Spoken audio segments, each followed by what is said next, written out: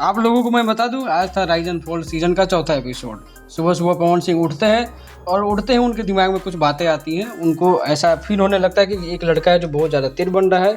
तो उन्होंने खुल के सामने अपनी बातों को रखा कि एक लड़का है जिसका नाम उन्होंने नहीं रखा। ऐसे अरबाज पटेल की बात हो रही थी। नयनदीप और कीकू शारदा से पवन सिंह की काफ़ी ज़्यादा बॉन्डिंग अच्छी हो रही है। उन्होंने उनसे बात करते हुए ये बात को बोला कि एक लड़का है जो बार बार बोल रहा है कि मैं ही जीतूंगा, मैं ही जीतूंगा, तो क्या बाकी लोग यहाँ नहीं जीतने वाले हैं।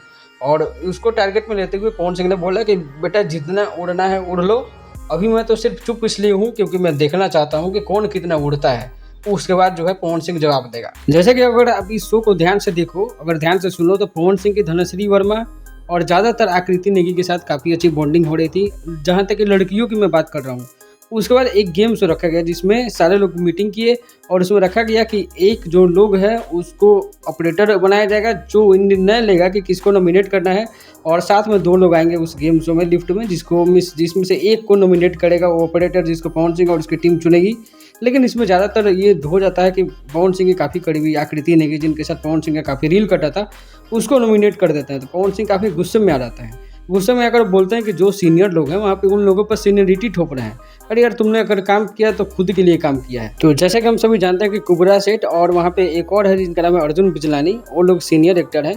तो इस वजह से बार बार वहाँ पे आकृति नेगी को डांट रहे हैं। और आकृति नेगी के साथ पवन सिंह की बॉन्डिंग शुरुआत में ही काफ़ी अच्छी हो गई थी, जिसकी वजह से पवन सिंह को यहाँ पे कुछ हद तक बुरा लगता है। वो एक्सप्रेस नहीं करते हैं अपनी बातों को, और जिसकी वजह से कुछ लोग ऐसा बोलते हैं कि पवन जी चुप रहते हैं, कुछ बोलते नहीं हैं, उनका कोई डिसीजन नहीं है, उनको जाना चाहिए शो से बाहर। ऐसा भी कुछ लोगों को मैंने बोलते हुए सुना है।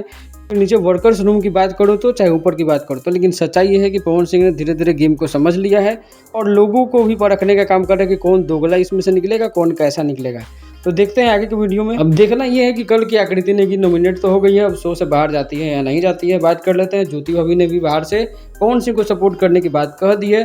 तो अगर आप लोगों ने वोट नहीं किया होगा तो वोटिंग ऑप्शन दिखाई दे तो वोट जरूर कर देना। इसी तरह की रिव्यू अगर पानी हो तो कमेंट बॉक्स में जरूर यस लिखना।